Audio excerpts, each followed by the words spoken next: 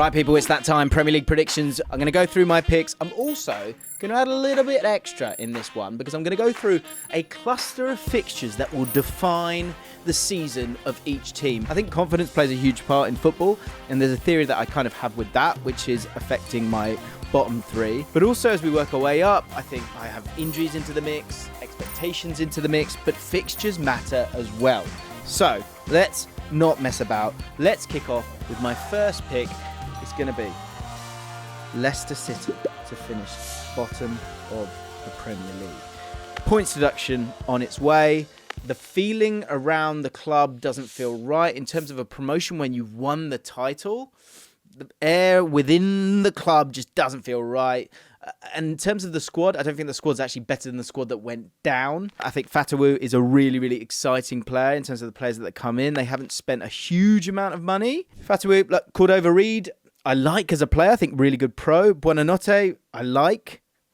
But where are the goals? I don't see any goals in this team right now unless Patson Daka can, kick on, which, again, I don't totally think it's going to happen. But the points deduction is a huge part of this. And I also think this is one where, say, other teams that have gone up, let's say, there's an energy there. Like, look at Luton last year and look at Sheffield United. That is playing on my mind with this one. And it's one where I feel like if you get off to a bad start, then life's going to be very difficult for Leicester. And I think the feeling within the club will sour quite quickly. Cooper, I like as a manager. I think he's very intelligent, but it will be a different kind of football to Maresca. But as they step up, I see no reason as to why it won't feel more like a Sheffield United than it will a Luton. And therefore, I've got them finishing in 20th spot. In terms of the clusters of fixtures that are going to be crucial, I think October 5th, you've got Bournemouth, then Southampton, then Nottingham Forest, and then Ipswich. From October to November the 2nd, that's going to be absolutely crucial for Leicester City. And also, what I will say, if they've still got something to play for, once we get to May, that could be utterly crucial for this group and for this team. I can absolutely see them, if they are in May, and they have still got Southampton, Forest, Ipswich, and Bournemouth in that final 4 games in May, then they give themselves a massive chance. But of course, with those easier games at that point of the season, that means you've probably got harder games prior to that. And I think they might be dead rubbers for Leicester by that point. But I may be wrong. And as I say, I hate saying teams are going to go down. I know how it feels. It's minging. I've been there. But it's just my opinion. And I'm normally wrong. Next up, Southampton, a 19th on here because the promoted teams are there. And I actually have them in 19th spot as well. But what I will say is actually, I think they've got a better squad than people think. But I will utilise the theory that I had previously, which is that I think that what needs to be remembered here is how your confidence gets knocked as a group. And I think with Southampton, that could be the problem where they could just get, as the season progresses, and I think that was something that certainly happened last year. What's interesting as well is that the players that they've brought in some real experience. Flynn Downs, I think he's ready for the Premier League. I think he's a really good player. Taylor Harwood-Bellis, again, 2 players that are unproven in the Premier League, but I believe are good enough. Ben Brereton Diaz, another example of that. And then you've got experience in terms of Lallana and Taylor. I get it, they're older. And it's going to be tough. And I just think the other squads have just got that little bit too much. But I do like what Russell Martin is doing. And I think a lot of people are going to go, you're going to be like Burnley last year. I think they'll do much better than that. I think be a lot more savvy than that.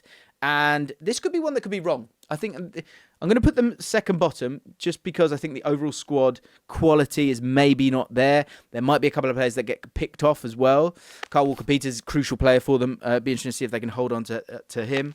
And a couple of players unknown, like Wellington from Sao Paulo, Juan, depending on what country he's from, Brazil. I think there's a lot of players there that have got Premier League experience, but I think it might not be enough. But I think they won't be as bad as people think. The fixtures are fascinating for Southampton because if you look at their home games, 3 of the 4 opening home games for Southampton are absolutely crucial and winnable, and they have to be won because one, it gives you a standing, but secondly, at the back end of the season when you've got to go and beat those teams, if you need to beat those teams, playing them away from home is a problem. So you need those points in the bag. So of the 3 of the 4 opening home games, Forest, Man United, Ipswich, Leicester, and Everton got to be picking up a lot of points from those home games. Last but not least, and I hate it, but I'm going to do it.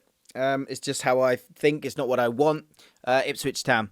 I think the lack of experience is a problem. I think that it can be a bit of an advantage in terms of that energy that will be there. In terms of the fixtures, really hard start to the season. That third game of the season against Fulham at home is going to be really, really important because you've got Liverpool, then Man City, could be a baptism of fire. Brighton away after that game against Fulham at home. So you need to be winning that one just to kind of get yourself going.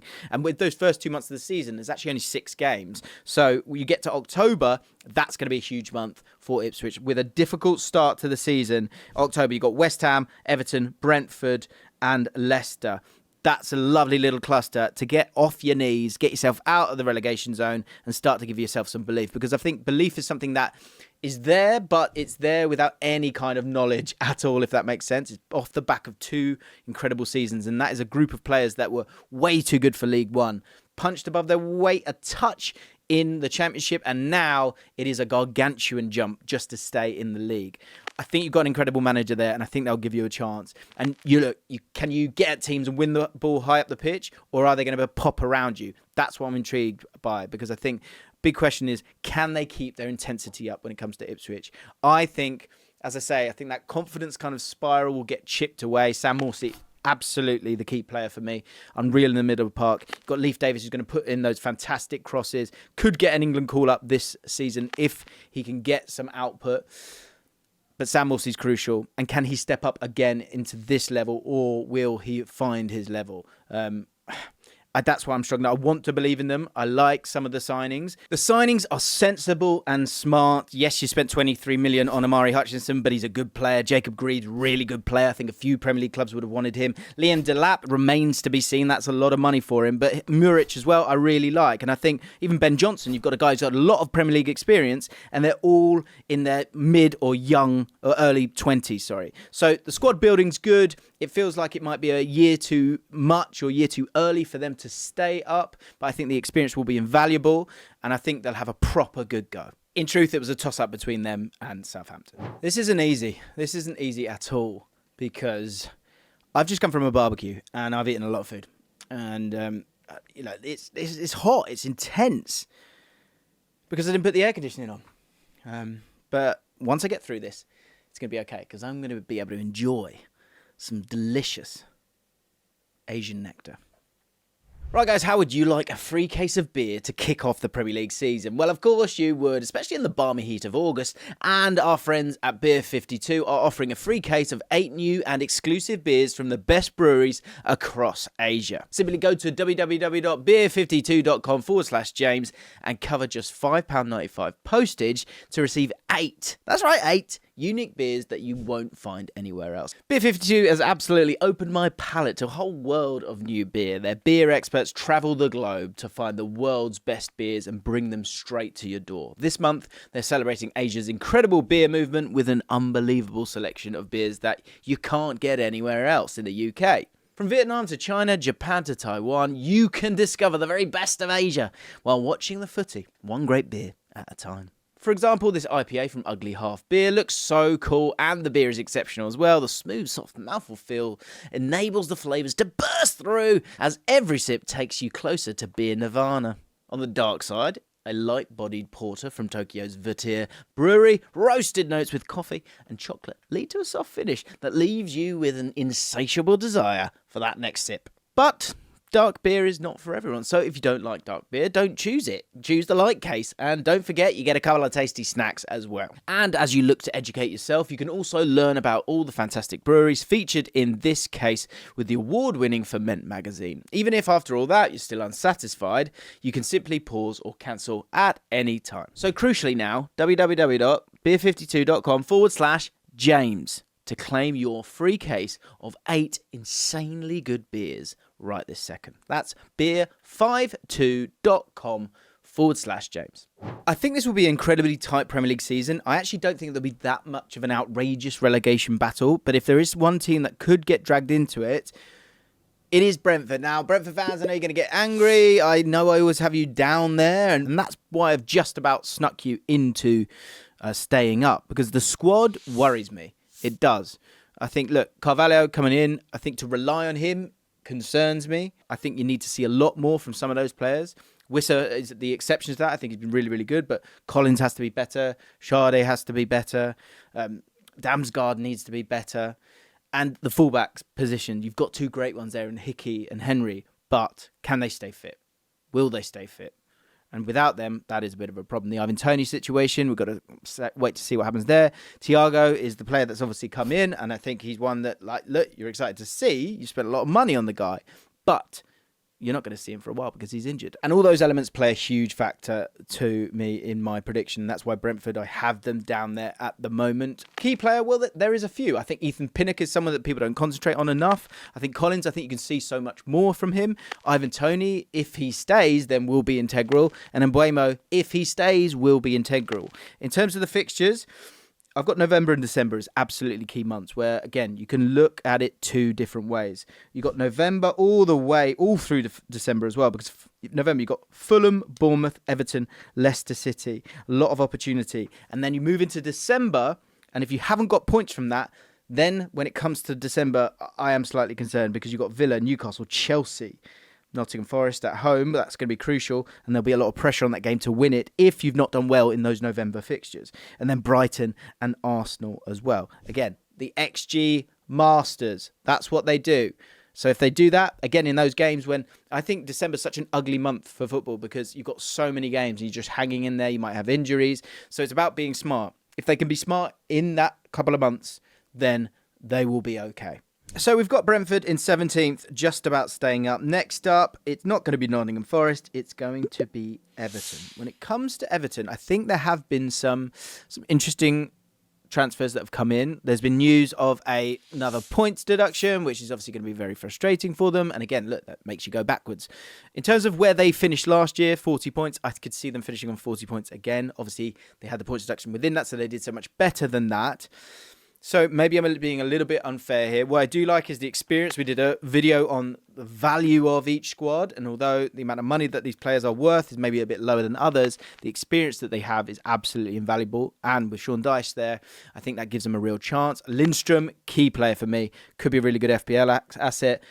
You know, for them to have some players that can drive at the opposition is going to be absolutely integral to them. I would also say that key player again is Dominic Calvert-Lewin, because if you've got a striker that scores goals, they could be so much higher. And I can see Baz's face from Toffee TV screaming at me right now saying, we're going to finish 9th. But you said that last year and it didn't happen. Points deduction. Fair play. I think you'll be just fine.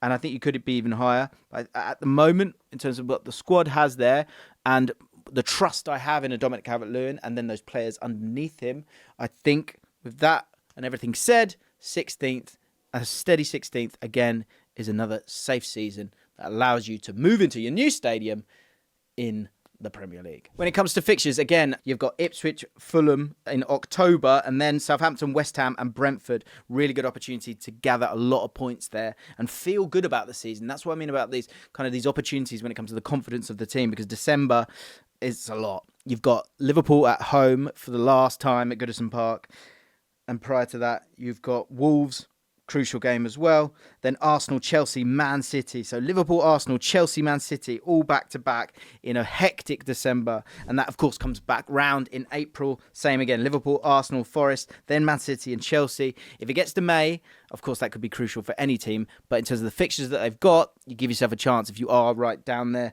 with Ipswich, Fulham, Southampton and Newcastle, last game of the season. That could be a tricky one if it gets to that. But I don't think it will, Baz. For this next team, this season is defined for me by the opening games. The opening 3 games, which are Bournemouth at home, Southampton away, and Wolves at home. Because I think it gives you that starting point to go and believe. I think this team, in terms of the personnel, has the ability to beat any team in the Premier League. And it's a case of kind of, all right, you know, you've had your time now. It's time to really show us who you are as a group. They've got some fantastic players. They've got a manager that could be the first out, and so it could go either way. And I think if you don't have that good start, then that makes life a little bit difficult for you. In terms of the end of the season, if it does get to that point, Brentford, Crystal Palace and Leicester City could be absolutely ginormous games for Nottingham Forest, who remain in 15th spot. Now, what I have noticed is that there are some really good squads here. Like, Everton's squad is not bad. Do you know what I mean? Like, Brentford, they could do all right. There are these sort of mid-table batches. I think it's as competitive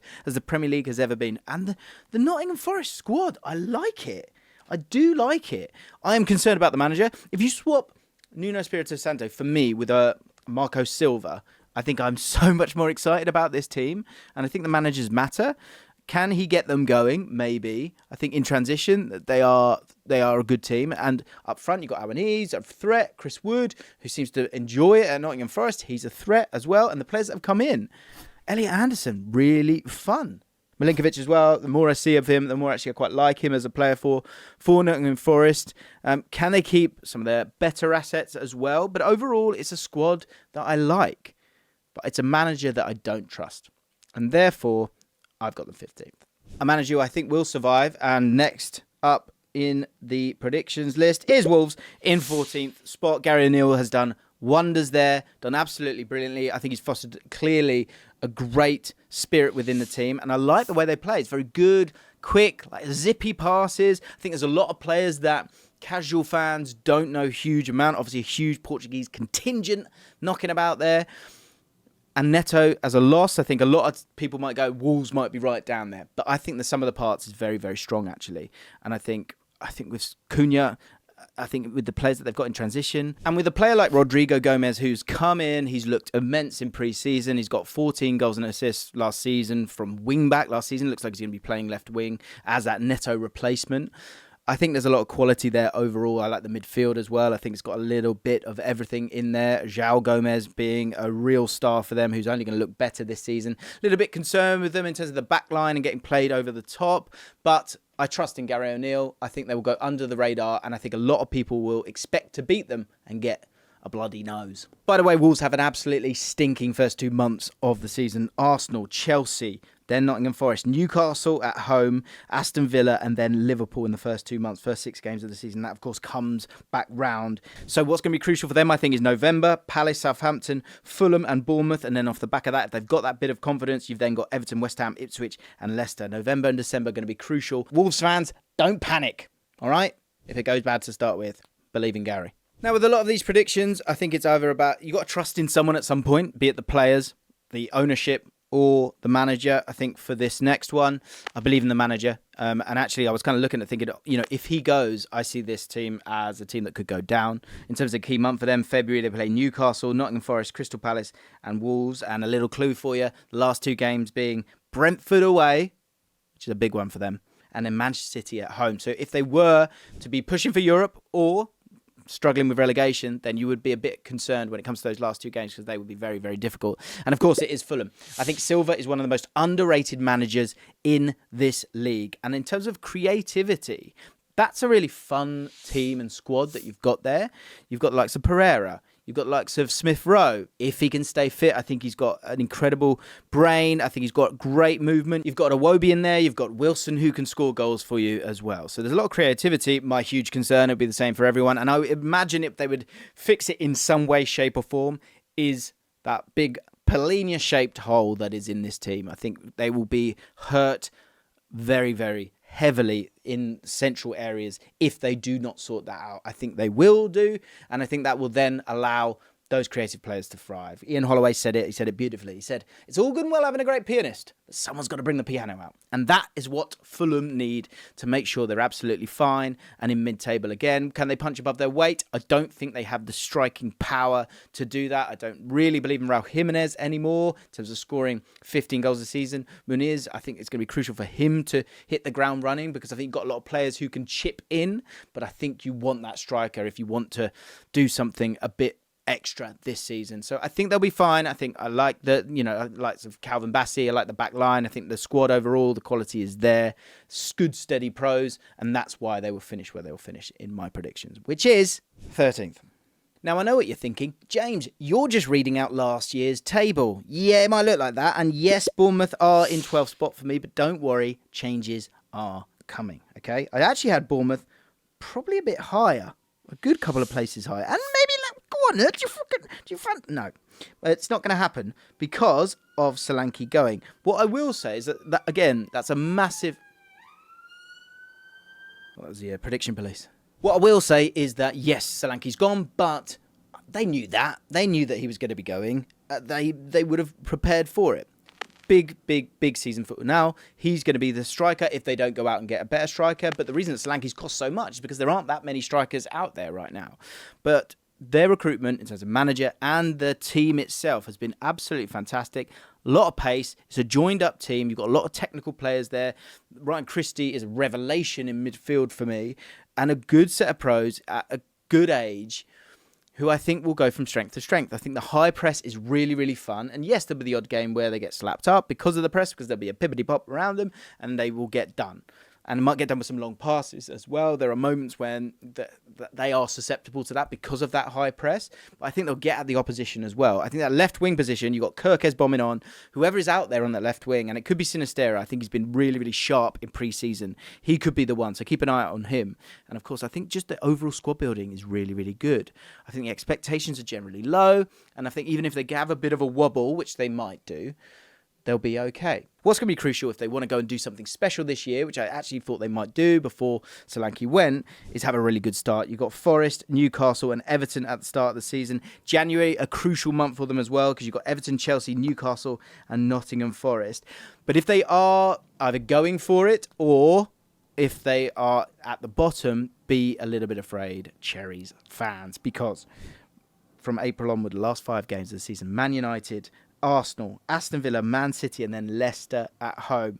I think it'd be more like they will get pumped in their last 5 games, and that might drop them down a little bit. And so maybe 12th is a little bit dodgy. I don't know. But I think with Areola, I think if you can get a good start, I think they could be one of those ones that really shine initially and then maybe just fade away a little bit. Next up, when it comes to this batch, and actually obviously there's a rivalry there, Crystal Palace just pipped Brighton last season. Going into this season, I actually have Crystal Palace dropping down 1 into 11th spot. I think there's still quite a few question marks over this Crystal Palace squad. What's happening with Gay? What's happening with Eze? And in terms of the transfers in, Kamada I like, really, really like. I think he's going to be really good, and he can kind of be a bit of an Eze replacement at times, but I actually think they kind of want to play him in a double pivot. Ismail Assar as well. I think he's... My problem with Ismail Assar in terms of him replacing someone like Elise, which is an enormous loss, is that he's a little bit one-dimensional, whereas Elise is absolutely not that.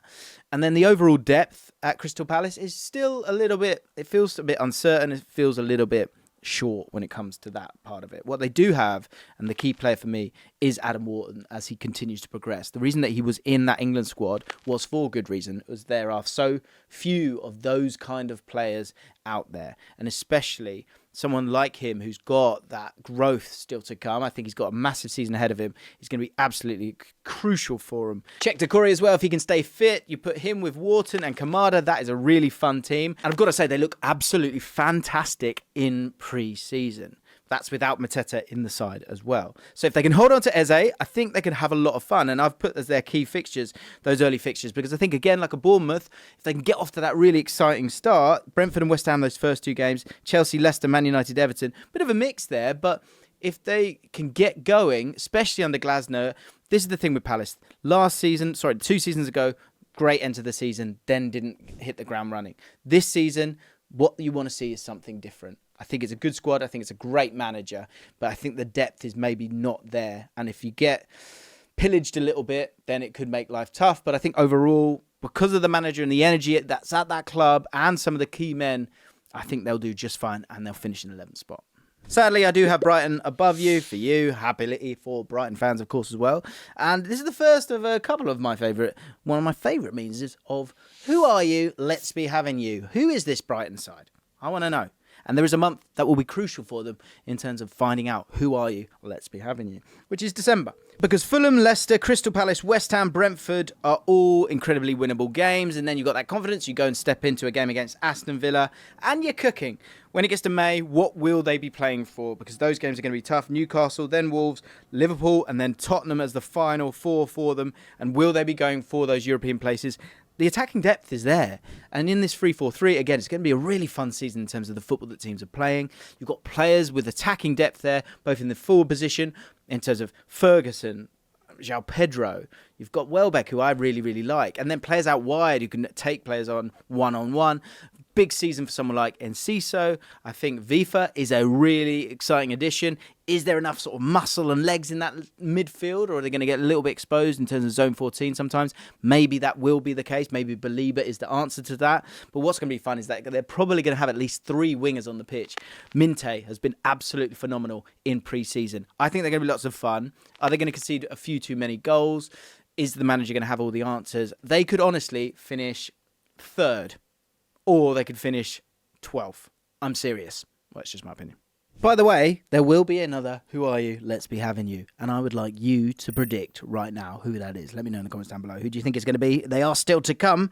Next up, I'm doing it again. West Ham in 9th. Now, wow. This is such a stacked Premier League season. You've got a team here I really like. And again, they could go on one hell of a run. No Europe. Spent 100 million. Could have a forward line of Kudus, Bowen on the other side, Fulkrug through the middle, James Ward-Prowse in this team, got Paquetá in this team at the moment. Let's see what happens. Todibo looks like he's coming. Wan-Bissaka, we've done a whole video on it. You got to go check it out.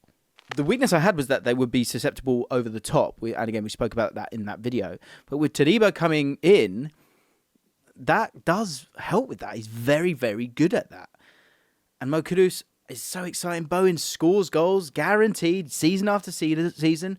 And you've got a new manager. And I think if they can get off to a good start, what's going to be crucial, actually, is 2 months where they have 3 London derbies back-to-back. Now, I know Brentford is in Middlesex, but we're going to call it a London derby all the same. In September, you got Fulham, Chelsea and Brentford. And then in February, you got Chelsea, Brentford and Arsenal. That could be defining. But West Ham fans, I have no problem with you believing that this team could get into those European places. And maybe, just maybe, one of a few, I think, could get Champions League football. It would be outrageous. It would be a shock. But it's the Premier League. These things happen. Look at Villa. Yeah? We move into 8th spot. And this is where one of my theories, which was overall correct last season. Now, there were a lot of injuries last season. I think I'm going to stick by it on this occasion as well, because I think there's a key member that has been lost. There's a couple of key members that won't be there for the start of the season. And I think with a rise in expectation and with more games in terms of European football, I think it could be a little bit tough for them. I think the squad overall is probably the 4th best squad in the Premier League. But I think there's an over-reliance in one position as well. And I just think there might be a little bit of tenseness, fatigue, and I think it could get to them. I think it could get to them this season. I hope not. Again, I don't dislike this team. November's going to be crucial for them because European football, Tottenham, Liverpool, Palace, and Chelsea in amongst those big games, and it is Aston Villa. I have Aston Villa in 8th spot. Now, as I say, Aston Villa could finish. They could finish 3rd. They could finish 2nd. They've got that in them. And I think they're a cracking team. I think they're a cracking squad. I think you put them up against most squads in the league, they're right up there. As I said, I think they have the 4th best squad in the Premier League. But maybe 3rd, you know. But that reliance on Watkins, I just think, to play Champions League and then to play it at the weekend as well. I know they've done it in the Conference League. This is another world. I also think this is what I said about Newcastle last year. I think that focus and emotional energy that will come from playing in the Champions League for the first time in such a long time, I think will make life very, very difficult for them. I think they've done brilliantly in terms of dealing with PSR, utilising the academy that's there, and I think the future is so, so bright for them. I think they desperately need Kamara back. I think without him, I think the back four is going to suffer with Tielemans playing as a 6. I think they will be seen as a different team to the opposition as well, who will be looking to kind of stop them and hang in there a little bit. I think in Unai Emery, you've got an absolutely fabulous manager. You're losing some goals in Douglas Luiz. Onana needs to step in and do well. You've got Ramsey who's going to be ready to do that. So overall, there's absolutely no reason why they can't do well. Morgan Rogers has been phenomenal in pre-season. You know, he's great centrally or out wide. There's quality all over the pitch there. But if Ollie Watkins does his hamstring, which I hope doesn't happen, I think there's going to be a problem there. I do. And I think something will happen. And I think that will make life just a little bit difficult. And when you have a Premier League that is as stacked as it is, and I'm looking downwards, right, as much as upwards, every game is going to be so difficult for them. So I think that emotional toll on those big Champions League nights, which Aston Villa should absolutely enjoy, will mean that they do drop off just a little. Next up, I'm going to go for a team that I think needs a really good August and a good September, because that will obviously affect the next set of months. It's a nice set of games after a tricky opening tie. Man City first game of the season, then Wolves, Palace, Bournemouth, West Ham, Brighton. We will have a better understanding of a team that should have been winning those games and was incapable of winning those games last season. There's, of course, Chelsea, who I have in 7th spot. I think there are other teams that I think have better togetherness. I think the lack of experience is a concern for me. I think, look, the starting 11 is really good. I think you've got individuals there. Can those individuals thrive in a better system? That is what Maresca should provide. Defensively, I think they could be all over the place in the first few games. So they just need to kind of get over the line against Wolves and Palace and Bournemouth just to get themselves feeling good. They have too many players. We absolutely know that. I'm having to zoom out to get them all. It's bizarre. It's bizarre for me. I don't understand it. But what I think Maresca will have to do is he have to go, that is my 11 or that is my 22. And kind of move from there, because he has to get some stability. And when you think of that first team with likes of Neto and Palmer and Kunku has been fantastic in pre-season. I think he's going to have a huge year for them. You know, midfield that's kind of been together a little bit longer, and a manager that will leave no stone unturned. Will he be able to keep it together? That comes from a good start to the season. But the quality is there for them to go and make it into those Champions League positions. But I just think the lack of experience there will mean that there will be wobbles along the way. Obviously, having European football as well will affect that. I mean, they're not short of players, let's be honest. But can they get the defensive line working in a way? And can they deal with the wobbles of the season? It's still a very young team. And then someone like Reece James or Chilwell both can't stay fit a lot of the time. And so I think there'll be enough problems there for them to drop a little bit. But again, this is its own batch, I think. Next up, I have Manchester United. Manchester United in 6th spot. Manchester United's squad overall concerns me a little bit, but I think the business that's been done are in integral areas, and I think will make a massive difference for them. Getting De Ligt through the door, especially when Euro has now got injured, is enormous for Man United. And what I must say is I think in terms of pace going forward and players that are going to allow someone like, say, Bruno Fernandes to thrive, and I think he will have a phenomenal season. Ahmad looks great and now ready to play Premier League football. Garnacho and Rashford have obviously that, that brilliance in terms of dribbling. And look, Rashford needs to kind of catch on again. Xerxes will link it up as well. Mount is now ready to play football matches. Casemiro looks a little bit better, and he's got some bodies around him as well. And as I say, that back line is looking a little bit better as well. I thought the Community Shield kind of bumped them up a couple of spots for me. I thought they were really, really impressive. And we're starting to see a bit of an identity there. And I think that will continue. What's crucial? First 2 games, because Fulham and Brighton, if you think of previous seasons, they've played a team from West London in Fulham. I know, Brentford's in Middlesex, let it go.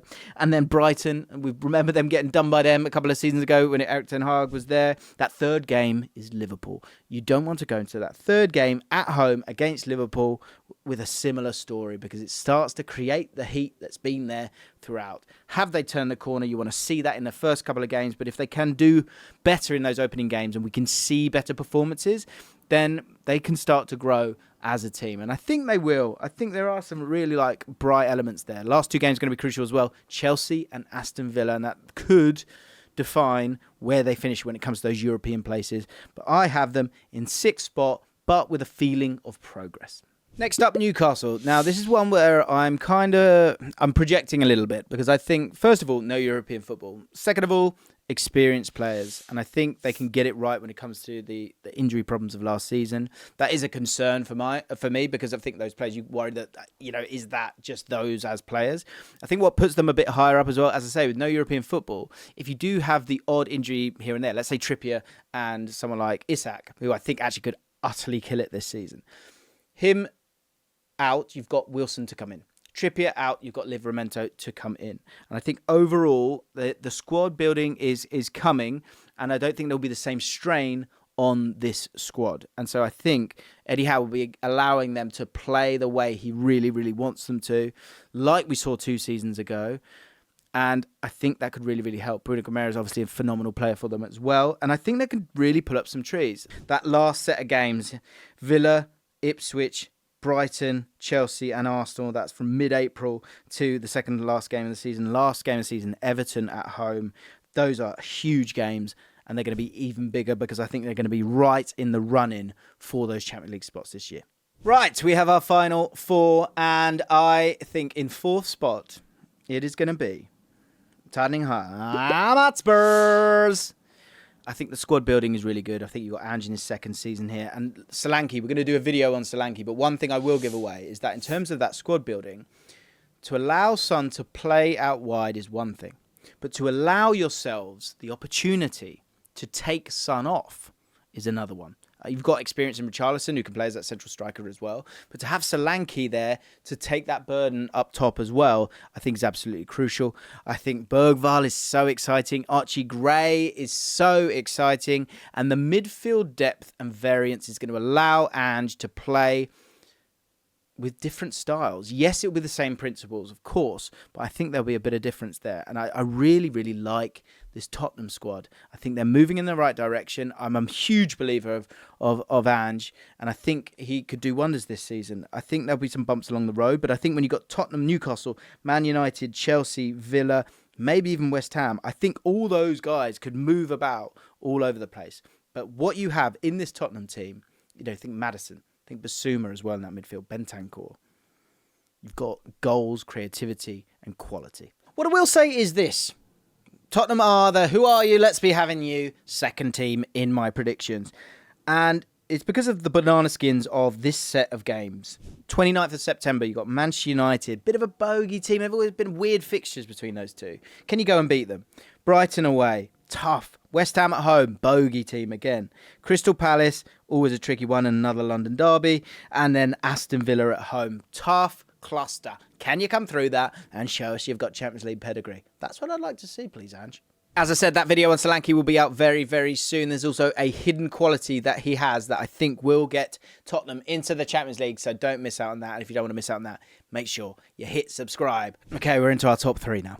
And as I say, if you want to get involved in our League Predictor League, the code is beneath me now. Links in the description as well. Okay, here we go. Are you mad? Yeah, Liverpool. I think Liverpool will probably finish third. Now, hear me out. Let me speak to you, okay? Take a breath, right? Do you want me to be, Liverpool going to win it because they've got a huge fan base? Or do you want me to just give you my thoughts, right? I'm happy to be wrong, and you're happy for me to be wrong, okay? I think Liverpool will finish in third spot. I really like Arne Slot. I think they're going to play, obviously, a different brand of football to Klopp, but I think it's the refreshment that actually this Liverpool squad that needs to create its own identity needs. You're going to have next few years, you're going to hopefully have that quality of Van Dijk and Salah, but at some point, it's got to change a little bit. And I think there's players like Harvey Elliott, for example, I think he's going to have a really, really good time this season. Two really crucial batches for me. The opening set of fixtures could absolutely lead to Arne Slot, hypermania. They're definitely going to win the league because Ipswich, Brentford, then you got that Man United away game. Take the draw, just take the draw. Because after that, Forest, Bournemouth, Wolves, and then Crystal Palace away, which is a tricky fixture. But that's a good set of games to get yourself going, to build up belief, momentum, confidence, both a connection with the fans as well. Just have some good times if you can win those games. Because after that, mid-October, Chelsea, Arsenal, Brighton, Villa, Southampton, and then Man City on the 30th of November. So you're going to have that nicer set of fixtures to really get yourself going if you can win them, of course. And football doesn't work that way. I absolutely understand that. But you've got to target those set of games. And that, let's be honest, is a really fun opening to the season. Some people might be concerned about Liverpool in terms of the amount of change. Salah looks fantastic in pre-season. I think they overall look fantastic, Liverpool, in pre-season. And if they can get Zubimendi through the door, there's a video on the man himself. I think that really puts them into the next level. Now, is that going to happen or not? I thought it was. We put the video on. Let's see what happens. But Salah is going to score 20 goals. And I think they'll create a lot of chances. I think they'll have a lot of fun. But I do think they are just a little bit short when it comes to composure. The different style of football could lead to something different in terms of the amount of chances that are created. And therefore those, again, in a different way. Before it was one where, because the chances were sort of so hectic, I think that led to a lack of composure. on this side of it, yes, you've got Jota, who is a bit of a killer and could be fantastic for them this season. But there are still question marks on Darwin Núñez. Has he got that composure? Have they got the composure overall? I just think Arsenal, Man City are just a little bit too far at the moment. And again, defensively, so strong as well. And that's why I've got them in the top 2. But I could be wrong. So we come down to our final 2. And again, if you want me to be popular, I'm going to say that it finishes like this and Arsenal finish top. Let's talk about the fixtures here, because I think these two it does feel like these two are going to go to toe-to-toe. Let's be honest, because I think both continue to be superb. I think Arsenal have improved, certainly defensively. I think the profiles of that back line are phenomenal, which will allow them to suffocate the opposition. I don't think they're going to concede many. And when we talk about fixtures, I think what's really interesting here is that I think Man City, first of all, I don't think they're going to leave many points on the table in that first set of games, because you've got Chelsea first game of the season. They are incredibly raw as a group right now. Then you've got Ipswich, West Ham, Brentford, and then Arsenal early doors in September. So I don't think that will be a big game, because I think it feels like you've got to win absolutely every game. A little bit tougher as a start for Arsenal. Wolves, then Villa, Brighton, Tottenham early doors, and Man City early doors in those first 6 games. And obviously we've got those international breaks that kind of disrupt the season there. I also thought December was really crucial for Arsenal, because you've got a run of games there that last season that kind of cost them a little bit. The ability to navigate those games when everyone's a little bit tired and just go and bully, create chances and score goals. And I think that is the weakness for me. I do still think that chance creation on that left-hand side is not totally there. Martinelli had a poor season last season, needs to be better this season. But that is a great month for them. Man United, of course, at home, who knows what they're going to be like. But Fulham, Everton, Crystal Palace, Ipswich and Brentford in December, there's a lot of points available. February, enormous month. A month that really gives Arsenal an opportunity, because they play each other. It's interesting for them to play each other quite early in the second half of the season. But in February, Man City play Arsenal, Newcastle, Liverpool and Tottenham. That is an integral month of the season. Who knows what's going to be going on when it comes to Champions League as well. Their May is very, very strong in terms of the games they've got. Southampton, Bournemouth and Fulham as their final 3. But for April, for Arsenal, it's Fulham, Everton, Brentford, Ipswich and Palace. So again, that could be a key month in the sense of these are games that you should go and win. Talk to a Liverpool fan. They're the games that they thought they were going to definitely win when it got to that part of the season, that April. Obviously, Arsenal are much, much wiser than they have been in previous years. So that could be an interesting part of the season where those games that you think are absolutely easy and winnable, if they get to a point where Man City have had a difficult February and Arsenal are in the lead, it's how they look at those games. Do they look at those games as, yeah, we're ready, now's the time? Or do they tense up that little bit? Man City continues to be strong. Pep Guardiola's ability to deal with the season on a macro level, I think, is a real asset. And, you know, the English players, the players that play in the Euros that play for Man City aren't even back yet at the time of recording. Rodri's not back yet. And they've got players like Oscar Bob, who I think is going to be super exciting this season. I think Jack Grealish has got, you know, an axe to grind. There's a redemption arc there for him. And then, of course, you know, is it Kevin De Bruyne's final season? So will he be playing with the freedom? Haaland has been lower than his XG in both seasons. So can he outdo his XG? And what the hell does that mean? So it's up for grabs. And I think I said it's not about last season. I said that at the start of last season. It's not about the last season. It's about this season for Arsenal. Can they deal with the expectation of it being that after probably having to deal with the trauma that Liverpool have had to deal with, and Liverpool fans, of course, as well, in terms of who they are, and can they go and really conquer the Mount Everest, which is finishing above Manchester City? I want to say yes. My concern, we know what Man City are. They're going to get 90 points. So can Arsenal get 90 points? I think they are going to be colossal at set pieces. Will they run as hot as they did last season? I'm struggling to see that. Can they create more? Maybe. Have they got that out-and-out star power? I'm just not seeing it. Now, maybe these games come down to set pieces, but I've got to be honest. Again, it's not about being popular. It's about what I think will happen. I'm sad to say it, and I hope I'm wrong, because I'd love to see a new winner, and I think Arteta and Arsenal deserve it, but I think Man City will do it. We actually did a video where we did a simulation, 10,000 simulations of this Premier League season. If you want to check out that video, click right here.